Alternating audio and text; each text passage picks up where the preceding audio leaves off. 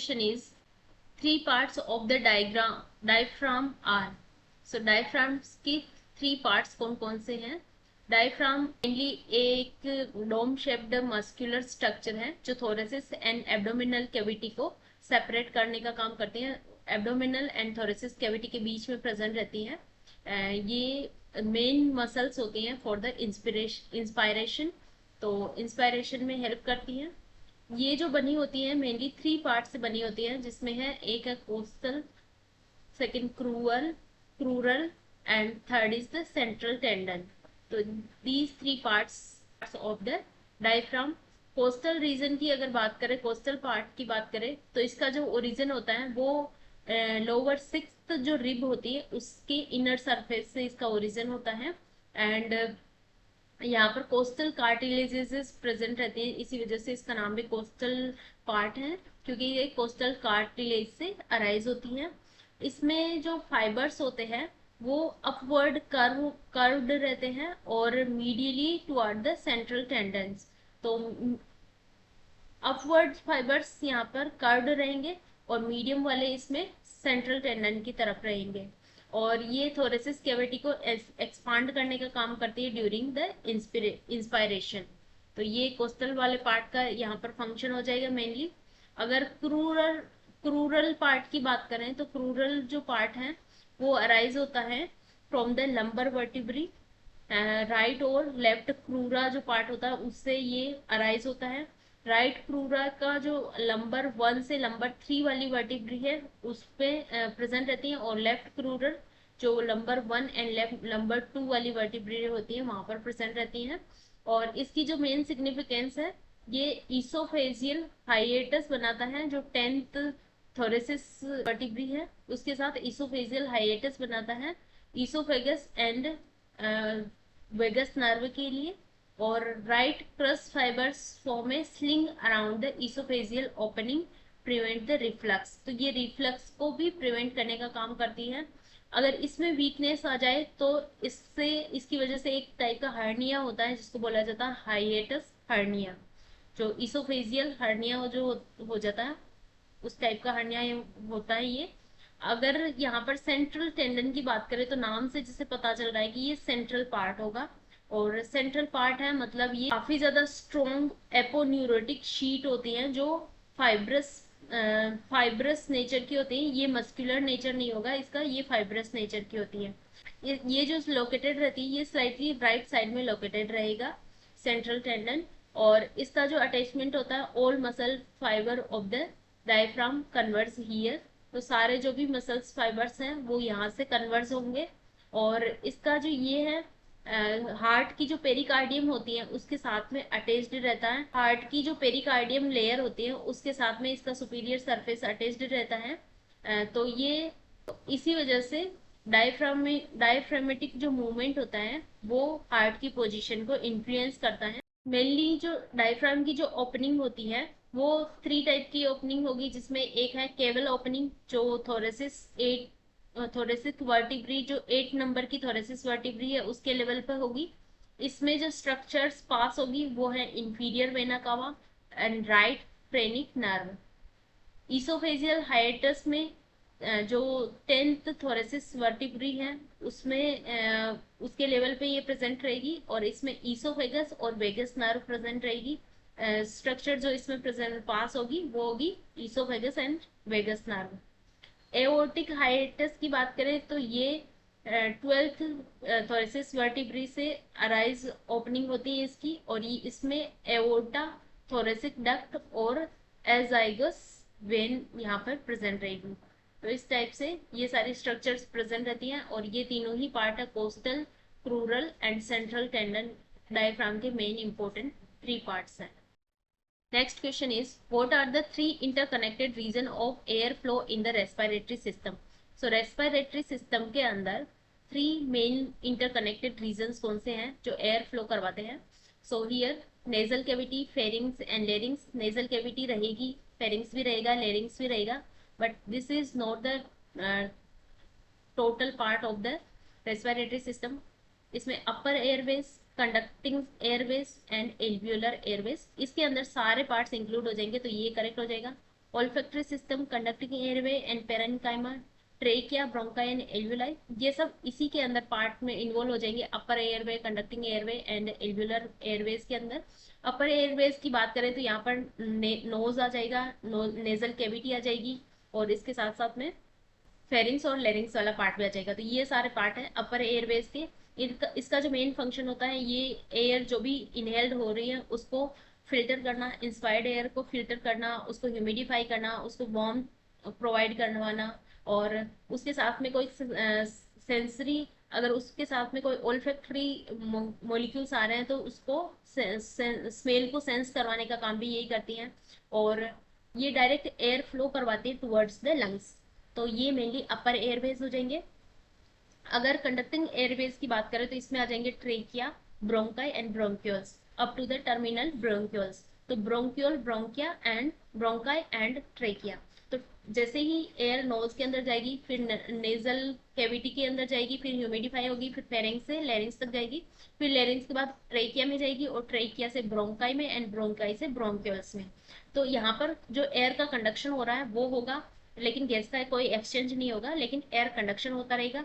और इसमें anatomical dead space वाली जो एयर है, जिसको 150 ml होती है adult, healthy adult human beings के अंदर, तो वो एनाटॉमिकल डेड स्पेस भी कंडक्टिंग एयरवे के अंदर प्रेजेंट रहता है। तो ये हो जाएगा कंडक्टिंग एयरवे। इसके अलावा अगर एल्वियोलर एयरवेज की बात करें तो एल्वियोलर एयरवेज में आता है रेस्पिरेटरी ब्रोंक्यूल्स, फिर एल्वियोलर डक्ट आ जाएगी, फिर एल्वियोलाई आ जाएगी, जहां पर मेनली गैस का एक्सचेंज होता है। जो ऑक्सीजन एंड CO2 का एक्सचेंज जो होता है ब्लड के साथ में, वो इसी एल्वियोलर कैविटी, एल्वियोलर एयरवेज के अंदर होगा। और ये काफी ज्यादा इनॉर्मस सरफेस एरिया प्रोवाइड करेगी, जिससे कि काफी ज्यादा अमाउंट में यहाँ पर गैस का एक्सचेंज हो पाए। तो ये तीनों ही मेन पार्ट होते हैं for the air flow in the respiratory system, जिसमें अपर एयरवेज के अलग अलग पार्ट है, nasal, nose, nasal cavity, pharynx, larynx, ये सब आ जाएंगे। Conducting airway, trachea, bronchi and bronchioles. Alveolar airways जिसमें भी bronchioles, respiratory bronchioles and alveoli, and alveolar duct and alveoli आ जाएगी। तो इसमें आंसर हो जाएगा हमारा ऑप्शन नंबर सेकंड। तो ऑप्शन नंबर सेकंड करेक्ट है। Next question is, what is the function of oxytocin? So oxytocin is a very important hormone, and it is also known as love hormone. So this provides the bond between mother and child. So and it also help in uterine contraction during labor, help in uterine contraction during childbirth, and it also help in the milk ejection. So these are the function of oxytocin. If we look at the options, control the rate of water excretion, not water excretion. Water excretion rate is controlled by ADH, antidiuretic hormone, not the oxytocin. Promote memory gland development. Memory gland development is directly related with prolactin, estrogen and progesterone. Prolactin hormone and estrogen and progesterone hormone, not from the oxytocin. So this is also wrong. This is also wrong. And control the secretion of adrenocortical hormone, or adrenocortical hormone secretion is controlled by ACTH, adrenocorticotropic hormone, not by the oxytocin. That's why this is also wrong. Help in release of milk from the mammary gland during suckling. So during suckling and milk feeding, this help in the release of milk from the mammary gland, and it causes the contraction of myoepithelial cells around the alveoli of the mammary gland, and likewise this help in the ejection of milk. So option number 4 is the correct answer for this question. Next question is, the correct value of net filtration pressure is. So net filtration pressure, this is related with excretory system, and net filtration pressure and net filtration rate is calculated by, it is calculated by pressure of glomerular capillary hydrostatic pressure. So pressure from glomerular capillaries minus pressure from Bowman's space and minus plasma oncotic pressure and minus Bowman's oncotic pressure in Bowman's capsule.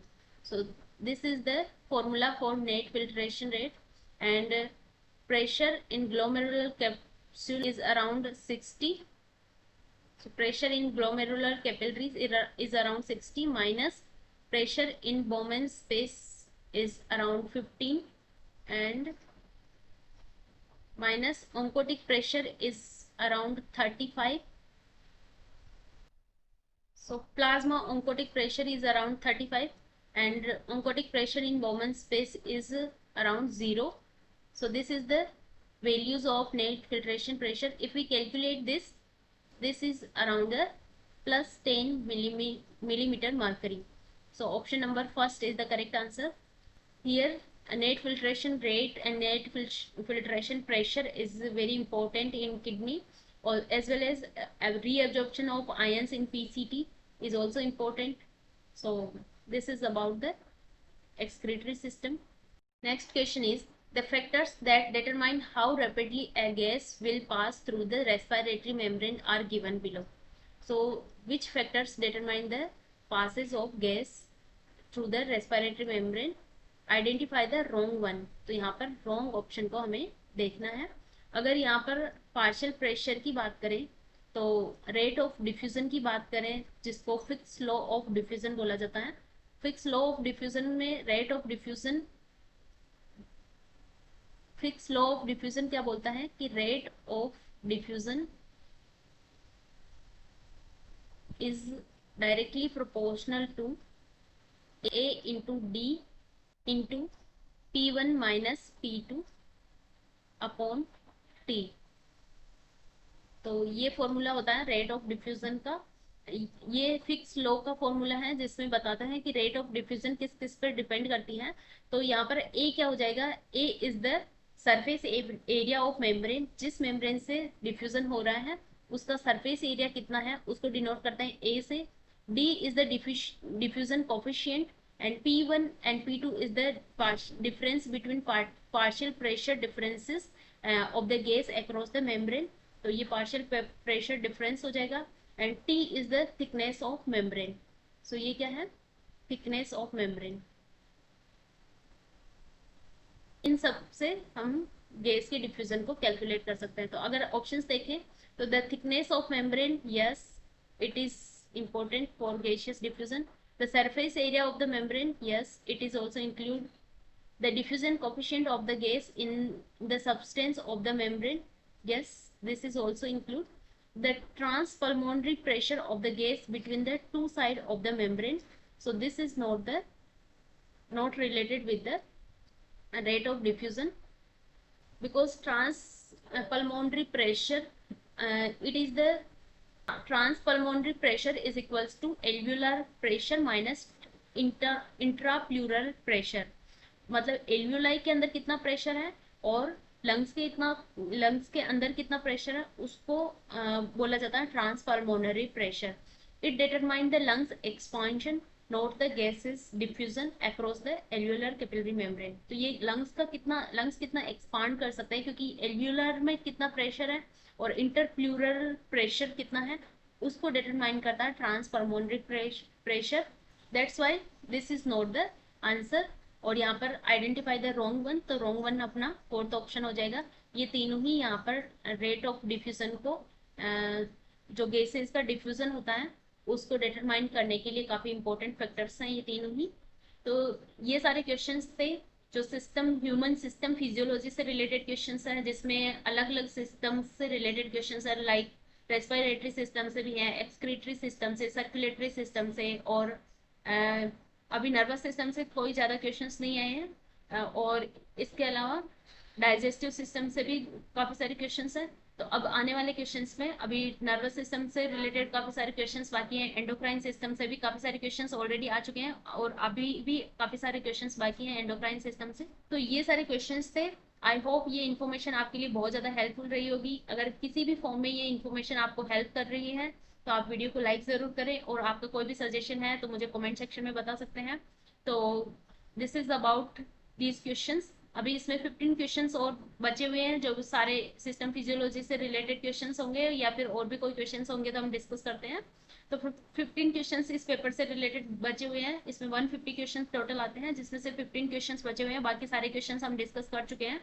तो अलग अलग unit से काफी सारे questions इसमें पूछे गए हैं, वो वीडियोस अगर आपने नहीं देखे तो वो भी जरूर देख लें।